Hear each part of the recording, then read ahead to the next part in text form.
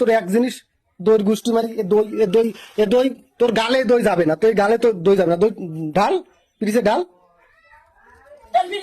চোখ রাঙাচ্ছিস তুই, চোখ রাঙাচ্ছিস করে, চোখ রাঙাচ্ছিস করে, তুই চোখ রাঙাচ্ছিস করে, চোখ রাঙাচ্ছিস করে তুই, হ্যাঁ দই ডাল পিরিছে আবার চোখ রাঙাচ্ছ, চোখের মধ্যে একদম দাঁত খুঁজতে বার করে ফেলাবো। আর আমি বাচ্চা একটা দই আনি মনে হচ্ছে ঠ্যাং দিয়ে লাথ মাজা সোজা করে ফেলাই।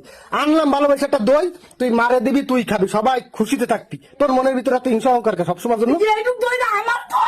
ওরে বাবা, তোর টাগরা কি এত এত এত বড় তোর টাগরা, এত বড় তোর টাগরা তোর হয় না?